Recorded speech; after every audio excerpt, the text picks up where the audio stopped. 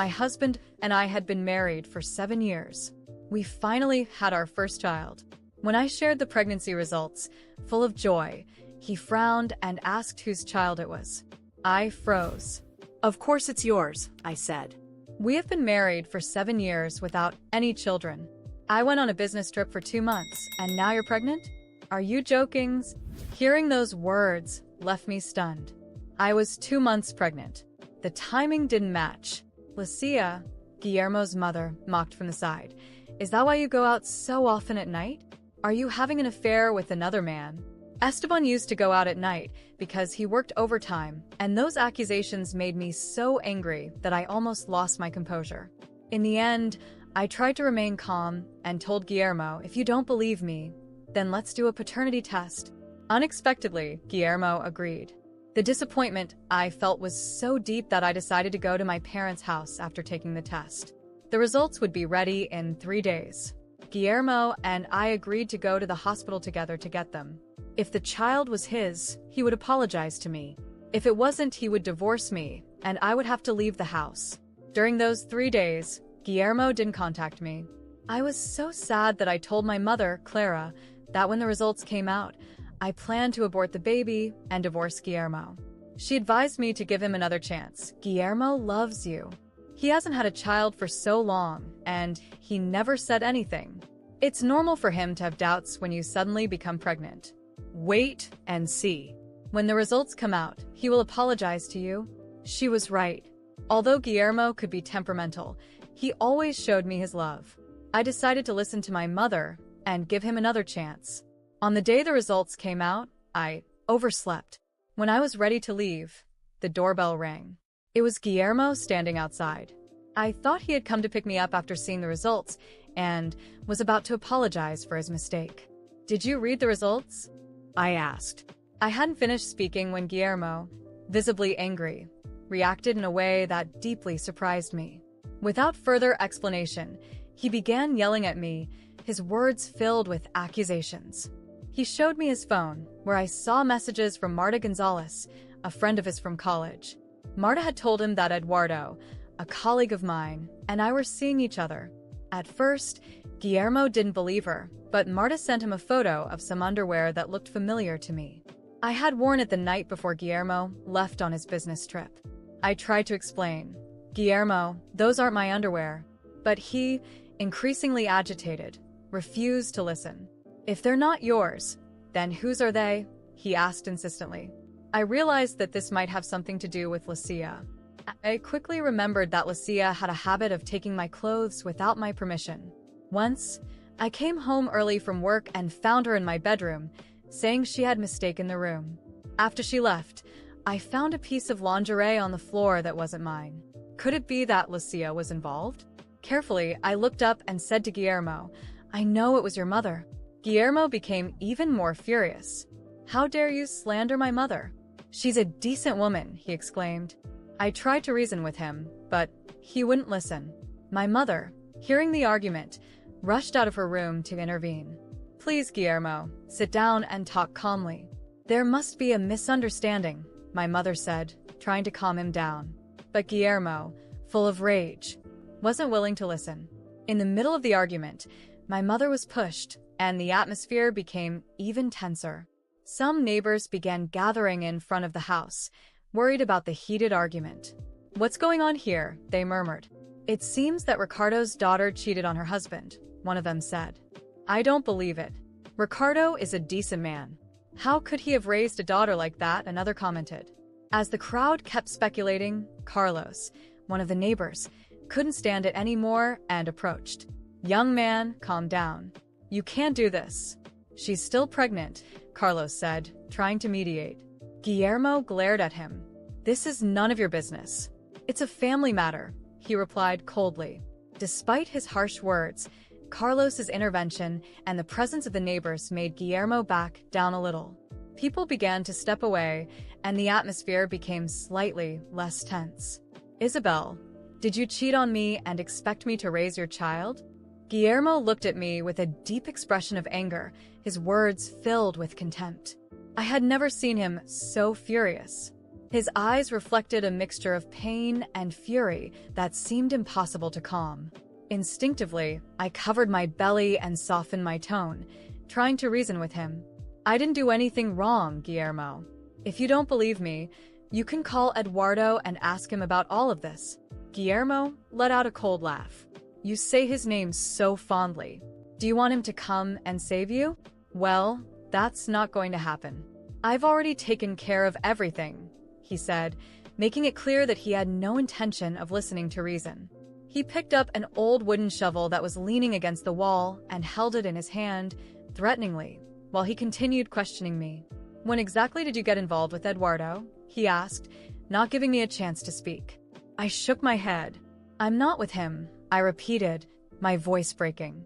Guillermo approached me, and I closed my eyes, expecting the worst. But instead of feeling any pain, I heard my mother's voice as she stepped between us. She shielded me and spoke directly to Guillermo. You're mistaken about Isabel. Please don't continue with this. You two should sit down and talk calmly. If you continue like this, you'll regret it. I should have done this before, Guillermo murmured, his voice full of resentment. Clara, you always tell me to be good to her. Why don't you teach her how to behave? My mother, bravely, hugged me to protect me while Guillermo continued his verbal outburst. I heard the pain in my mother's voice, and my heart filled with anguish. To protect my mother, I set aside my pride and begged desperately. Guillermo, please, enough. Don't do this anymore. After everything Guillermo had done, I sat on the floor, trembling with fear and pain. My mother, Clara, hugged me, trying to offer me comfort. Guillermo was completely out of control, making baseless accusations, and yet, he wouldn't stop. I could feel the tension growing in the room, and my mother also knew the situation was dangerous. We needed to get out of there, but we didn't know how. It was then, suddenly, that we heard a loud knock on the door. It was my father, Ricardo, a police officer who had always been our security. As soon as he entered, he looked at me and then at Guillermo, and his expression turned serious. My father was a respected man, and even without saying a word, his mere presence imposed authority. Guillermo took a step back, hesitating. Guillermo, leave this house right now, my father ordered firmly. I knew he was trying to stay calm, but I could also see his concern and anger at what he was witnessing. Guillermo, however, was blinded by rage. She cheated on me, Ricardo. She has to learn what it means to be a liar, he shouted, without caring about the surroundings, the neighbors watching, my mother who was hurt, or me. My mother, though she was also emotionally hurt, stood up and faced Guillermo. You don't know what you're talking about, she said firmly, trying to protect me and the baby I was carrying. But Guillermo didn't want to listen, and with every word my mother said, he seemed to get even more agitated. Ricardo, realizing that Guillermo wasn't going to calm down, made a decision that no one expected. He stepped forward, stood between Guillermo and me, and raised his voice. You have 1 minute to leave this house, or I'll call the police. I'm serious. There was something in my father's voice that made Guillermo hesitate. For the first time, I saw something in Guillermo's eyes, a flicker of doubt or perhaps fear. After a moment of tension, Guillermo shook his head and threw the shovel to the ground with a thud that echoed throughout the room. He looked at me one last time, full of bitterness, then turned and left. The door slammed shut behind him, and everything went quiet. As soon as he left, I felt my body collapse, as if all the tension from the past few days had finally dissipated. My legs gave out, and my mother held me, helping me sit down in a chair. My father stood next to us, looking at me with concern and sadness. It's all right now, Isabel. He's gone, my father said, trying to calm me down. In the days that followed, I stayed at my parents' house. It was strange being there after so much time away, but it was the only place where I felt safe. Every night, I struggled not to think about what had happened, about Guillermo's words, about the way he looked at me and treated me. The man I loved, who promised to protect me, had turned into someone I couldn't recognize. I decided I couldn't leave things like that. Guillermo needed to understand what he had done and face the consequences of his actions. That's why I contacted a lawyer. My father, who supported me in everything, helped me prepare the documents to file for divorce. I knew it wouldn't be easy, and I knew Guillermo wouldn't take the separation well, but I needed to think about myself and my child. It was at that moment when Marta, Guillermo's supposed friend, showed up at my parents' house. I still felt fragile, but I knew I needed to confront her. I needed to understand why she had done what she did. When I opened the door, there she was, standing there with a cold smile on her lips, as if all of this was a game to her. "You are never good enough for Guillermo," she said, crossing her arms, her tone full of arrogance. "He deserves someone better, someone who understands him, like me." And then everything made sense. Marta didn't just want to destroy my marriage, she wanted Guillermo for herself. She planted doubts, fueled his jealousy, and succeeded in turning the man I loved into someone unrecognizable. I looked at her for a moment, trying to control the fury that was growing inside me. I took a deep breath, and instead of responding in the same tone, I simply said, "You got what you wanted, Marta. I hope he's worth it."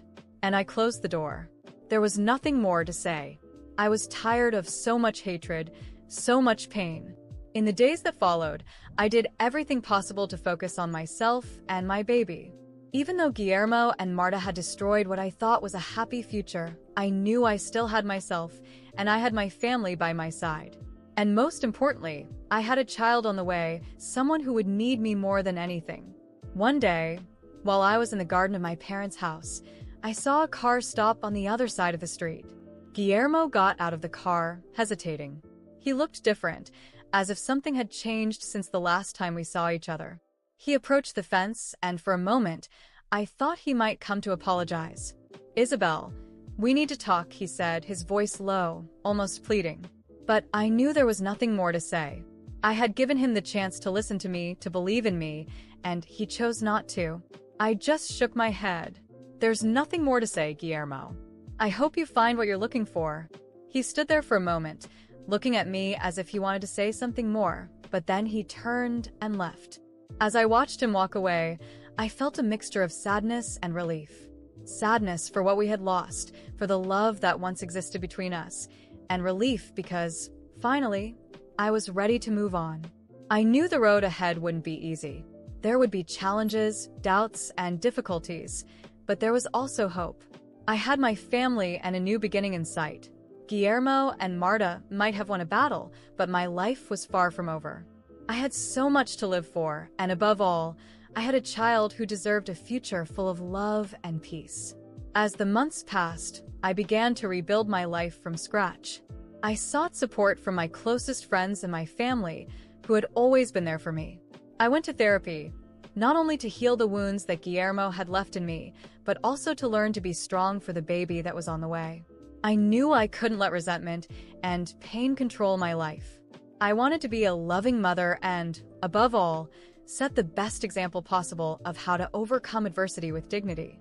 When my child was finally born, I felt a love I had never experienced before.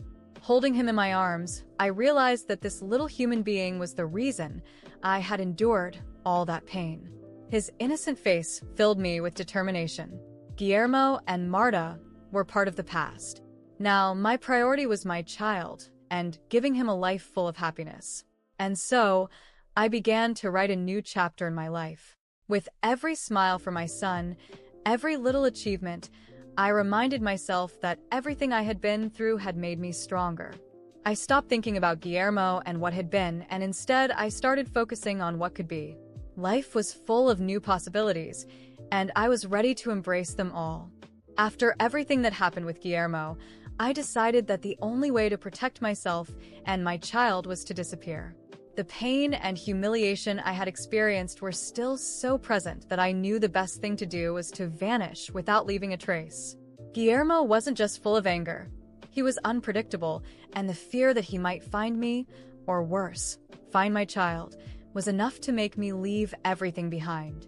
Even though my father insisted on reporting Guillermo and bringing him to justice, I didn't have the strength. I knew that such a public process would bring a level of exposure and emotional exhaustion that I wasn't ready for.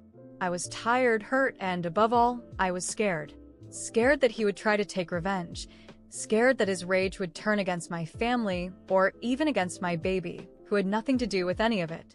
So, with the support of my mother, Clara, we packed our bags and left for a distant city, a place where no one knew us and where we could start over in peace. It was a difficult period.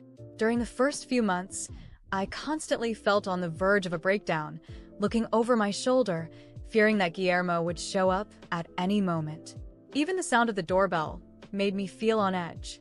But little by little, I began to get my life back on track, rebuilding each piece of what had been broken. I found a simple job, but it allowed me to pay the bills and provide a decent life for myself and my child. I also began making friends in the neighborhood. They weren't deep friendships like the ones I had in the past, as there was a part of me that remained closed, a part that was always protected. I never told anyone what had happened. I just said that I was starting over, that I was looking for a better life for myself and my child. That was enough for the curious, and those who became my friends respected my space. The years went by, and I began to realize that the Isabel who endured abuse and believed Guillermo's lies no longer existed. I had rebuilt myself in a way that he could never reach again. Guillermo became just a shadow in the past, a ghost that sometimes appeared in my nightmares, but that I had learned to face and overcome. I still had fear, of course. Certain situations, like hearing a loud argument or a very aggressive tone of voice, made me recoil, and I knew there were scars that might never fully disappear. Then, one ordinary day, while I was at home watching television, something happened that took me by surprise. Guillermo's face appeared on the screen, accompanied by a headline. My stomach turned, and for a moment, I couldn't process what I was seeing. The news said that Guillermo had been arrested for assaulting Marta. He had gone so far as to injure her severely, and she had to be taken to the hospital. Neighbors gave interviews, saying that the screams from that house were frequent, that Guillermo's behavior had become increasingly unstable in recent times. For a moment, I stood there, frozen. I should have felt relieved, should have felt that justice had finally been done, but all I felt was a mixture of emotions that left me confused. It was as if part of me was happy, as if finally something was balanced in the universe. Guillermo had destroyed so much, my confidence, my peace, the idea I had of what love was, and now he was being held accountable for his actions. However, I also felt a deep sadness. This was the man I had loved, with whom I had planned to have a family, and now he was completely lost.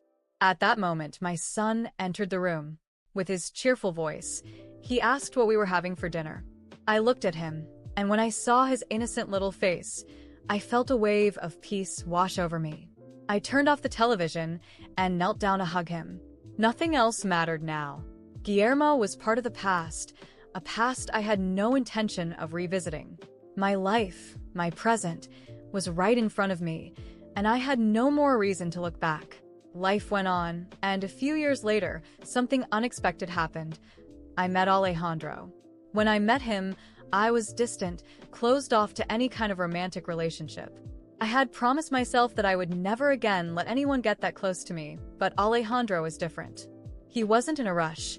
He didn't ask too many questions, and his affection was so sincere and caring that, little by little, he broke down the walls I had built around me. At first, I was scared. I was afraid that by allowing him to get close, I was repeating the mistakes of the past. But Alejandro always respected my boundaries, and over time, I felt safe enough to share parts of my story. He listened without judgment, without trying to fix anything.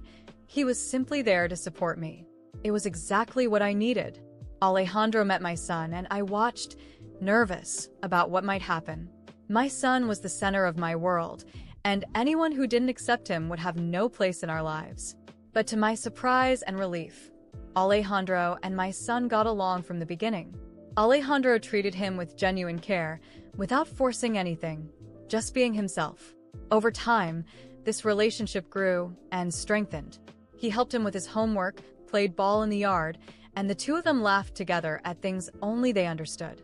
One day, amidst laughter on the living room floor, my son called Alejandro Dad. It was something that happened naturally, without pressure. I turned around, surprised, expecting to see an uncomfortable reaction from Alejandro, but He just smiled and continued playing. At that moment, I knew I had found someone who not only loved me but also loved my son as if he were his own. Today, Alejandro and I have a solid relationship built on respect, trust, and true love. He knows my story and understands the scars I carry. He knows there were moments of deep pain, times when I thought I could never open up to someone else again.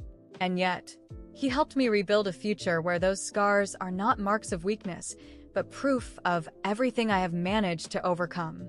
My son is now growing up surrounded by love, in a safe home with parents who love him unconditionally. Alejandro is a true father to him, and although they don't share the same blood, that never mattered. They have a special bond, something that makes me believe that destiny brought us together in the right way. Sometimes, I see the two of them together, laughing and talking, and my heart fills with gratitude. I have a family that makes me believe that, despite everything I went through, it's possible to start over and be happy again. And what about Guillermo? He is part of the past. Justice may not have come in the way I expected, but it did come. He ended up in jail because of his own choices and is now facing the consequences of his actions. What happened with Marta was not something I wished for, but it showed me that he hadn't changed, that his destructive behavior would end up hurting anyone close to him. And for that, I felt some relief. I felt that time is indeed fair and that, in the end, everyone reaps what they sow. Today, there is no more room for the past in my life. I have everything I need: a safe home, a loving and respectful partner, and a child growing up surrounded by love. I rebuilt myself, moved on, and am living the life I always deserved. And that, for me, is more than enough.